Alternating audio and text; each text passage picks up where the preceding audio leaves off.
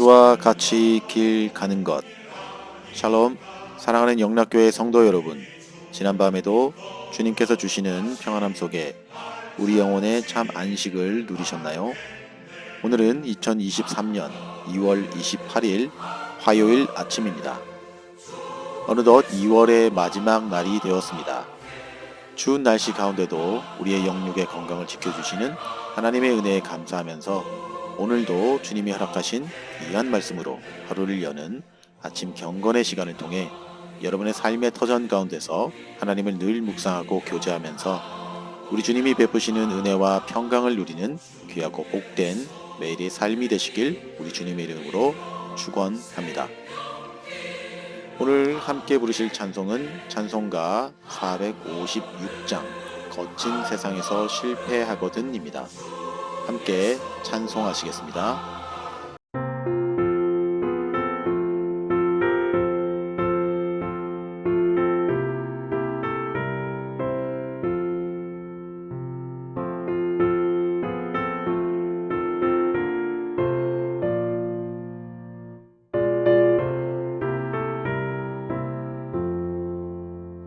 거친 세상에서 실패하거든 그 손 못 자국만 져라 고된 일하다가 힘을 얻으리 그 손 못 자국만 져라 그 손 못 자국만 져라 그 손 못 자국만 져라 주가 널 지키며 인도하시리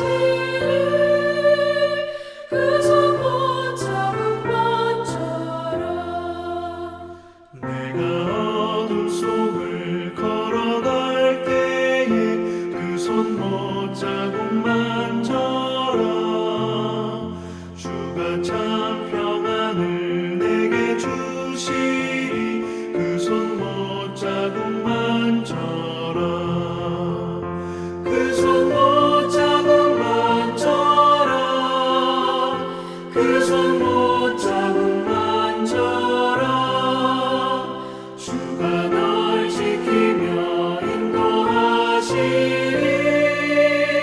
그 손 못 자국만 져라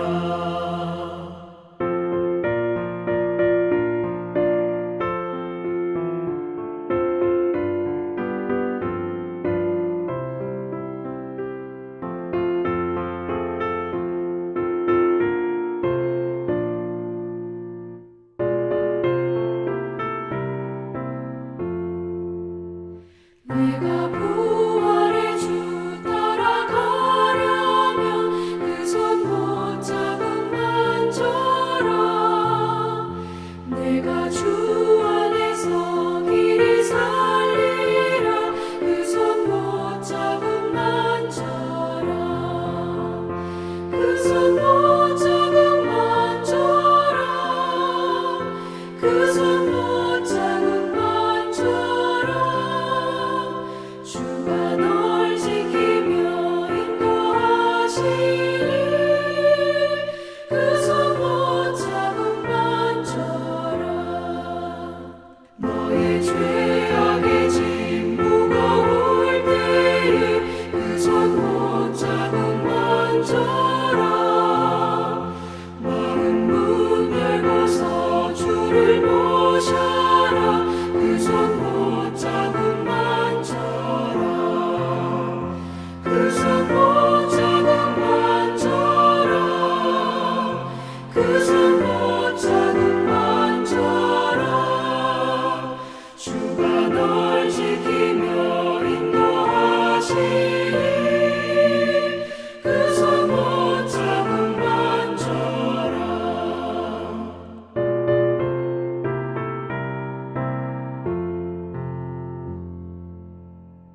사랑의 하나님 아버지, 지난 하루도 주님께서 베풀어 주신 은혜로 지켜주심과 영육의 건강을 지켜주심을 감사합니다. 또한 오늘도 우리에게 귀한 말씀을 허락해 주심을 감사드립니다. 말씀을 묵상할 때 말씀을 보는 영안이 열리게 하시고 진리의 말씀을 깨닫는 은혜를 주시옵소서. 또한 이 말씀을 통해 예수 그리스도의 복음의 진리를 발견케 하시며 그 복음의 진리를 바르게 전하여서 한 영혼을 살리는 데 애쓰는 믿음의 성도들이 다 되게 인도하여 주시옵소서. 더불어 말씀 앞에 회개하고 겸손과 순종을 배워가는 하루가 되도록 인도하여 주시옵소서. 오늘도 우리 영육의 삶 가운데 말씀의 진리의 빛으로 조명하시어 은혜의 삶으로 인도하여 주시고 아버지께서 기뻐하시는 하루가 되도록 인도하여 주실 줄 믿사오며 거룩하신 우리 구주 예수님의 이름으로 기도드립니다. 아멘. 자, 오늘 우리에게 주신 묵상 본문을 함께 봉독하겠습니다. 오늘 본문은 마태복음 14장 22절로 36절 말씀입니다. 함께 봉독하겠습니다. 예수께서 즉시 제자들을 재촉하사 자기가 무리를 보내는 동안에 배를 타고 앞서 건너편으로 가게 하시고 무리를 보내신 후에 기도하러 따러 산에 올라가시니라.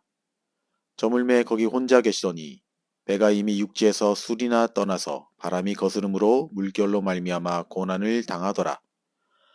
밤 사경에 예수께서 바다 위로 걸어서 제자들에게 오시니 제자들이 그가 바다 위로 걸어오심을 보고 놀라 유령이라 하며 무서워하여 소리 지르거늘 예수께서 즉시 이르시되 안심하라 나니 두려워하지 말라. 베드로가 대답하여 이르되 주여 만일 주님이시거든 나를 명하사 물 위로 오라 하소서 하니 29절 오라 하시니 베드로가 배에서 내려 물 위로 걸어서 예수께로 가되 바람을 보고 무서워 빠져가는지라 소리질러 이르되 주여 나를 구원하소서 하니 예수께서 즉시 손을 내밀어 그를 붙잡으시며 이르시되 믿음이 작은 자여 왜 의심하였느냐 하시고 32절 배에 함께 오름에 바람이 그치는지라 배에 있는 사람들이 예수께 절하여 이르되 진실로 하나님의 아들이로소이다 하더라. 그들이 건너가 게네사렛 땅에 이르니 그곳 사람들이 예수신 줄을 알고 그 근방에 두루 통지하여 모든 병든 자를 예수께 데리고 와서 다만 예수의 옷자락에라도 손을 대게 하시기를 간구하니 손을 대는 자는 다 나음을 얻으니라. 이제 오늘 읽은 말씀의 묵상을 함께 나누겠는데요. 먼저 오늘 본문의 핵심 줄거리를 살펴봅시다. 오늘 본문은 예수님께서 물 위로 걸으신 이적과 또 게네사렛에서의 치유 이적 등을 소개하고 있는 본문 말씀입니다. 어제의 말씀에 이어서 예수님은 오병이어의 이적을 행하신 후에 거기 모인 군중들을 보내시는 일을 하시면서 제자들에게는 배를 타고 다음 행선지로 먼저 가라고 하셨습니다. 아마도 오늘 본문 말미에 나오는 게네사렛이란 곳이겠지요.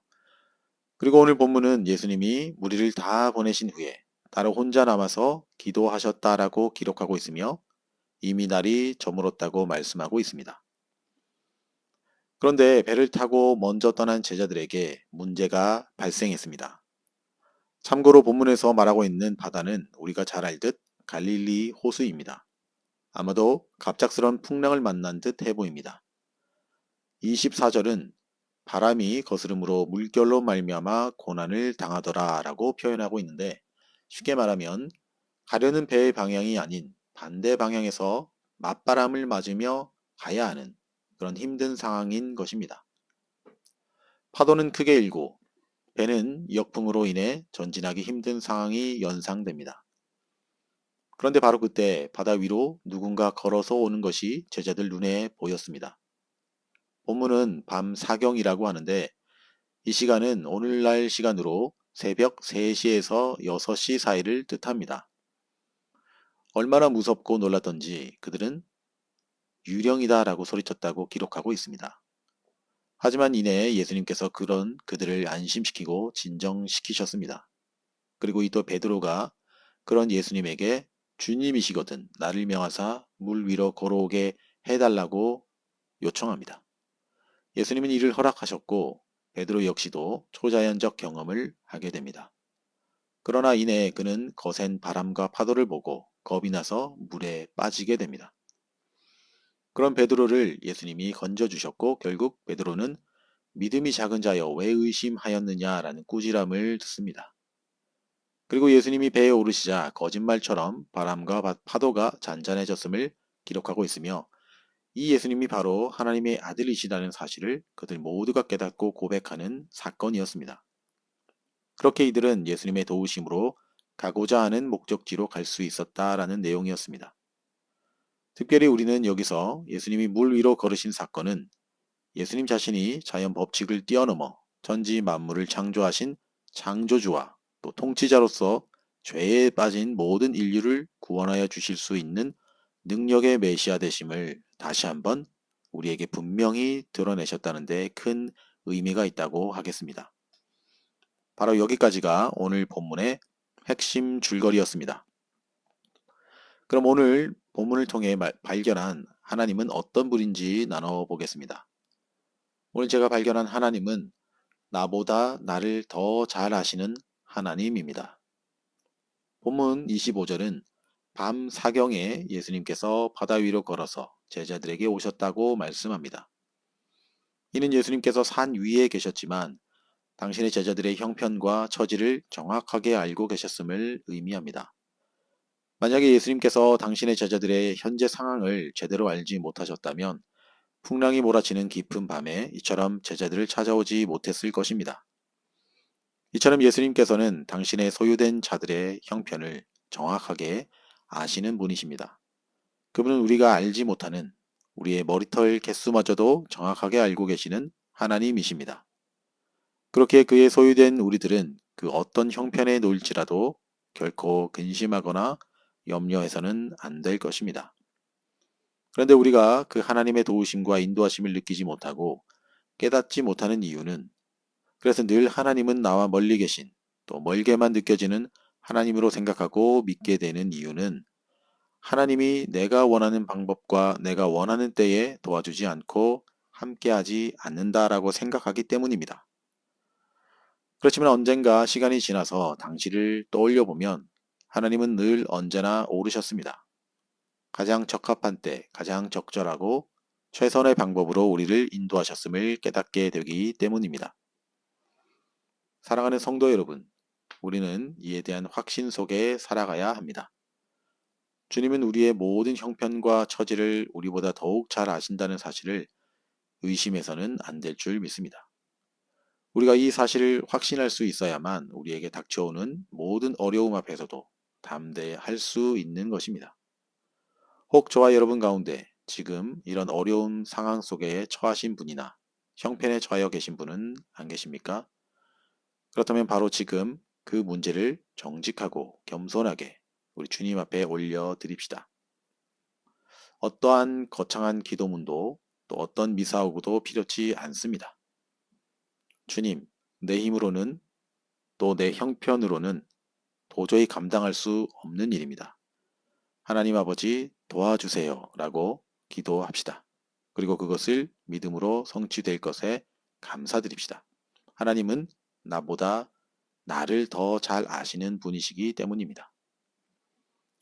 이제 오늘 묵상 본문이 우리에게 주시는 교훈과 메시지를 한번 살펴보겠습니다.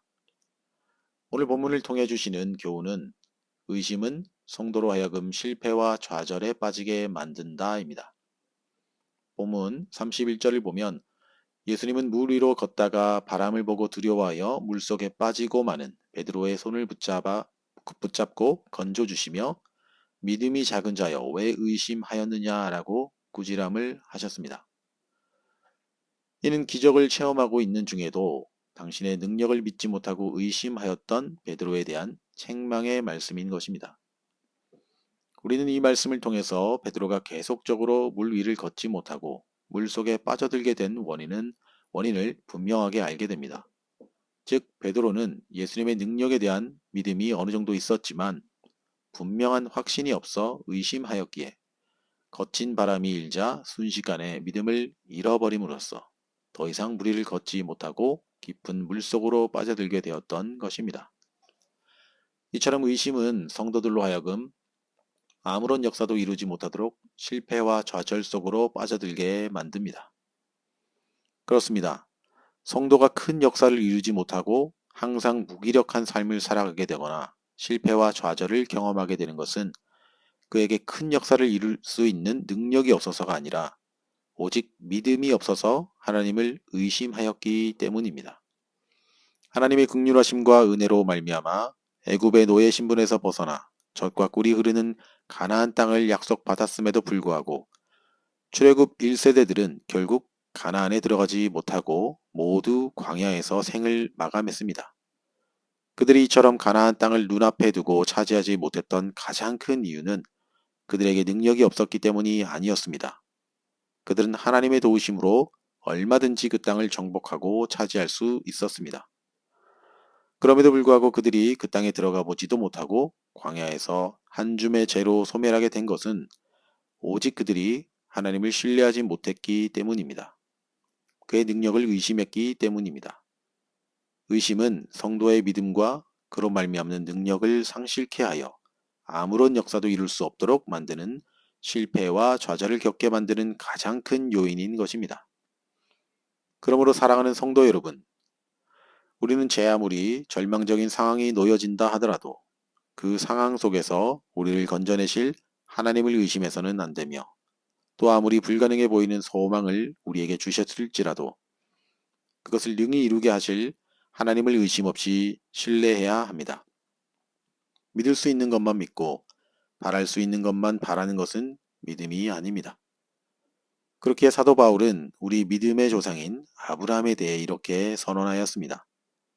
아브라함은 바랄 수 없는 중에 바라고 믿었으니. 그렇습니다. 바로 이러한 신앙, 이러한 믿음이 온전한 성도의 온전한 믿음인 것입니다. 다 함께 기도하시겠습니다.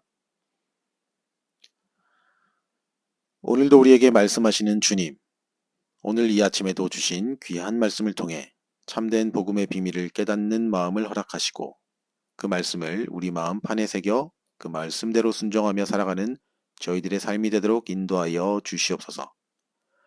그리하여 우리의 인생이 하나님의 말씀으로 말미암아 참된 믿음으로 세워져 가는 복된 신앙이 되도록 인도하여 주시옵소서.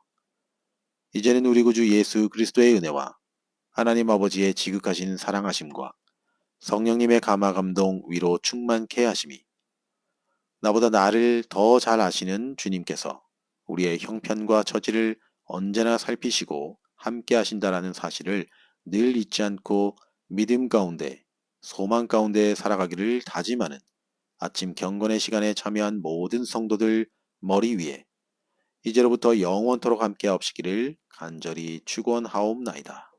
아멘. 오늘도 몇 가지 기도 제목을 함께 나누며 간절한 마음으로 기도하길 원합니다. 첫 번째 기도의 제목은 오늘도 우리 각자가 묵상한 말씀을 생각하시면서 기도합시다. 깨닫게 해주신 마음, 또 회개하기 원하는 마음, 또 마음의 소원들을 주님 앞에 다 올려드립시다. 두 번째 기도의 제목은 우리 영락교회와 성도님들의 영육의 건강과 더불어 육신의 회복뿐만 아니라 신앙의 회복과 영적인 성장을 위해서 기도하시고 특별히 오늘 귀 고막 수술을 하시는 담임 목사님을 위해서 기도하기 원합니다. 수술이 잘 되게 하시고 또 수술 후에 부작용 없이 잘 회복하시도록 우리 위해서 기도합시다. 또한 선교주와 선교사님들을 위해서도 기도합시다. 세 번째 기도의 제목은 올 한 해도 변함없이 우리 가족 구성원 모두가 하나님을 경외하는 가족 되게 하시고 겸손과 순종으로 교회와 이웃을 사랑으로 섬기는 성도 되게 하옵소서 하고 우리 모두 이런 기도의 제목을 가지고 찬양이 연주되는 동안 5분 이상 간절함과 믿음을 가지고 함께 기도하시겠습니다.